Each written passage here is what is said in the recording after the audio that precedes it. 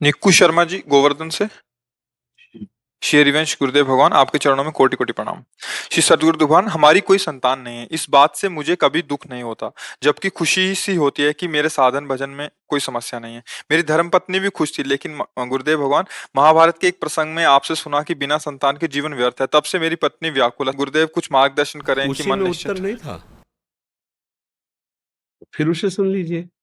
अगर आपको लगता है कि गृहस्थी में ही रहना है, बाबा जी तो बनना नहीं, विरक्त होना नहीं हमें, और हमें संतान वाली लाभ की वृत्ति प्राप्त करनी है, तो लाडली लाल से बढ़कर कोई है क्या? और वो कहते हैं ये था मम प्रपद्यन्ते तास तथैव भजाम्यहम्। जो मेरे को जैसे बजता है मैं वैसे ही भाव में आता हूँ उसके। वैसे आते तो भगवान ही है संतानों के रूप में। भगवान ही तो सारी मत्ता परतरम नान्यत, मेरे सिवा कोई और है नहीं। तो लाडली लाल के रूप में आपके घर में नहीं है क्या? आप उनको अपना नहीं मानते हैं क्या? फिर आप क्यों चिंतित होते हैं? नहीं नहीं, कौन कौन है? नहीं होना चाहिए ना। अगर विचलित होने वाली बात में आप आएंगी तो फिर आप हमारी बात को समझ ही नहीं पा रहे। अगर बुद्धि से आप धैर्य पूर्वक समझे, देखो, शास्त्र घुमा के सत्य वस्तु को देना चाहता है। जैसे आपके संतान नहीं हुई तो आगे का शब्द क्या लिखा है कि भगवान फिर आपको वैराग्य मार्ग दे रहे हैं कि संसार के राग से रहित होकर दोनों वानप्रस्थ आश्रम को धारण करते हुए भजन करते हुए भगवत प्राप्त कर लो। ये तो बढ़िया चांस मिल गया। इसी बात को आत्माराम ब्राह्मण नहीं समझ पाए थे। उनका अगर पुत्र नहीं है तो फिर हमारी गृहस्थी व्यर्थ है, गृहस्थी व्यर्थ है तो जीवन व्यर्थ है, जीवन व्यर्थ है तो आत्महत्या कर लेते हैं। इस विचार से वो जंगल में गए। तो धर्मात्मा पुरुष थे वो, कोई ऐसे थोड़ी थे। तो जब धर्मात्मा पुरुष कहीं चिंतित होता है तो महात्मा का संयोग करवा देते हैं भगवान। ऐसा शास्त्रों में बहुत जगह देखा गया है। तो एक सन्यासी महात्मा आते दिखाई दिए, तो वो ब्राह्मण घर में जन्मे थे, शास्त्रों का स्वाध्याय किया था, संध्या वंदन आदि करते थे। देखा संत तो उठकर खड़े हुए, प्रणाम किया। प्रणाम मुद्रा से समझ में आ जाता है कि आस्तिक है। तो संतों को केवल श्रद्धा चाहिए। वो बैठ गए और कहा तुम्हारा उदास चेहरा, क्या बात है?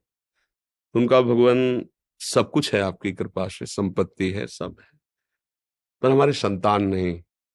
शास्त्रों में लिखा है संतान के बिना गृहस्थ धर्म अधूरा।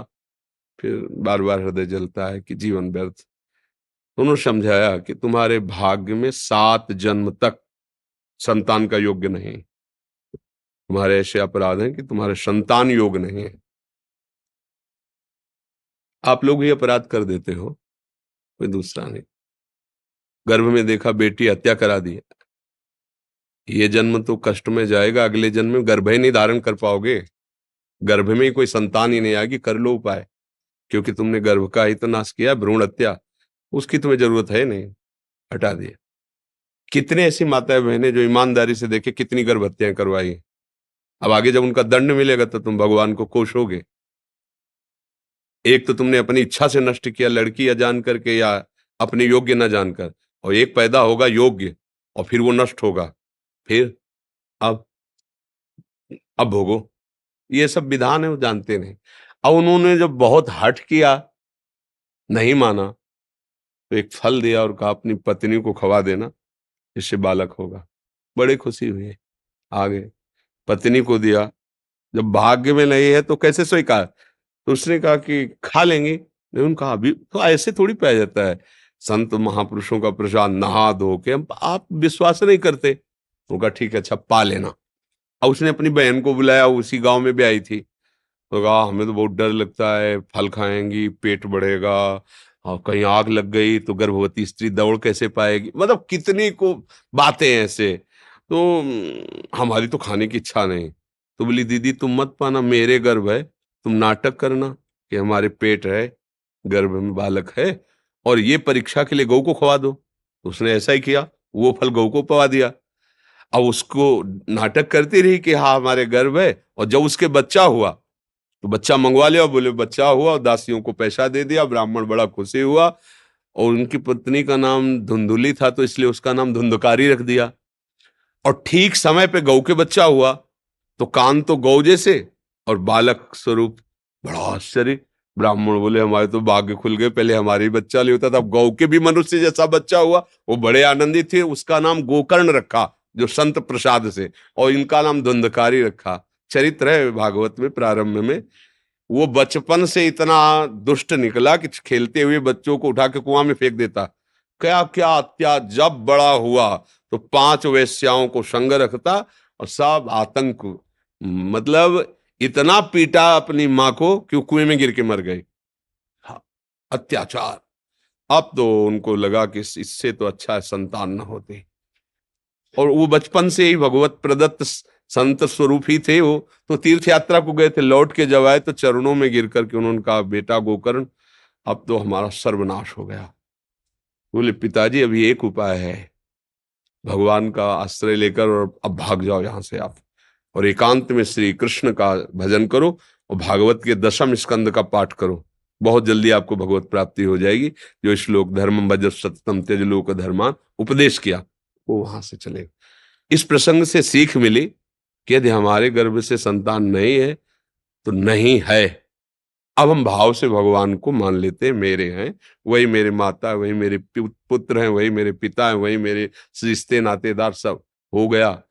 भागवत में लिखा है तीनों ऋणों से मुक्त हो जाता है, मातृ ऋण, देव ऋण, ऋषि ऋण, इन सब ऋणों से मुक्त हो जाता है जो भगवान को प्राप्त करता है। तो ये सब मतलब इसीलिए कहा गया शास्त्र रूपी जंगल से गाइड करने वाले की अंगुली पकड़ के चलो तो बच जाओगे, नहीं फंस जाओगे। इसलिए फिर तो मतलब सब गड़बड़ हो जाएगा। चाहिए भगवान की इच्छा हो, अब इच्छा हो जाए संतान की तो अब फिर परेशानी हो जाएगी। अरे होना हो तो हो, नहीं होना हो तो हम खुद जिनकी संतान उनको प्राप्त करने के लिए मुझे मिला। मुख्य धर्म क्या है? भगवत प्राप्ति। ये सब साधारण धर्म है। तो भगवान ने क्या आदेश किया है? सर्वधर्मान परित्यज्य मामेकम शरणम ब्रज। ये बात बोले पाप जो लगा तो आम सर्व पापेभ्यो मोक्षयिष्यामि मा शुचः। तो चिंता मत कर, मैं हूं। बहुत तुम्हारे को लग रहा है तो गोपाल जी को बैठा लो, लाल गोपाल दुलार करो उनको कि हमारे नौ किशोर किशोरी आराध्य दो। और ये मेरा लाला, देखो लाला तन्मयता करके देखो, अगर बोलने न लगे तो बताना। पर तुम्हारे प्यार, तुम्हारी तन्मयता, अगर बालक ही चाहिए तो देखो ना, अखिल कोटि ब्रह्मांडों का पिता घुटनों के बल चल रहा है नंद बाबा के आंगन में, दशरथ जी के महल में। ये क्या है? भावना ही तो। तो वैसे भी सब रूपों में भगवान है, तो ये तो चिंता का विषय नहीं क्यों सके। महाराज जी जैसे आपने बोला वानप्रस्थ का आश्रय लेके वैराग्य से आगे का जीवन व्यतीत करो, बट ये अभी गृहस्थी में इसी वेश में रह के अगर भजन करना चाहें ये भजन करेंगे, बट वैराग्य का आश्रय लेके बाहर। भाई वैराग्य का मतलब कपड़ना बदलना नहीं है। वैराग्य का मतलब इन सब बातों की चाह खत्म कर देना। राग का त्याग ही तो वैराग्य है। आप पैंट शर्ट पहनो, हम कह रहे हैं, और कोट पहनो, ऊपर से सोने की जंजीर पहन लो, क्या फर्क पड़ता है? अंदर से राग नहीं तो कोई फर्क नहीं पड़ता। और राग है तो एक लंगोटी और कमंडल भी तुम्हारे लिए एक बाधक बन जाएगा। एक लंगोटी और एक कमंडल, वो भी तुम्हारे लिए मुक्ति में बाधा पहुंचा देगा। और राग नहीं तो चक्रवर्ती सम्राट है अम्बरीश जी, वो महान भक्त हैं, उनकी गाथा गाई जा रही। बात समझो। हम अंदर से तैयार कर लिए कि अब मेरे को भगवान ही जो कुछ है उनकी उनका भजन करना है, और ऐसे ही रहो। अंदर से निश्चय करो। अब देखो संतान उत्पन्न नहीं करना तो अब काम को हमको कंट्रोल करना है, काम वृत्ति को, कि व्यर्थ में काहे को समय और जीवन नष्ट करें। संतान उत्पन्न नहीं हुई, अब हमारा मार्ग भगवत प्राप्ति, तो दोनों ब्रह्मचर्य का आश्रय लेके चले। अभी जीवन मुक्त होते जाओगे, एक एक विषय छूटता चला जाएगा। अभी परमहंस हो गए, बाहर से पैंट शर्ट में, अंदर से महात्मा होके, कितनी बढ़िया स्थिति है, समझ रहे ना।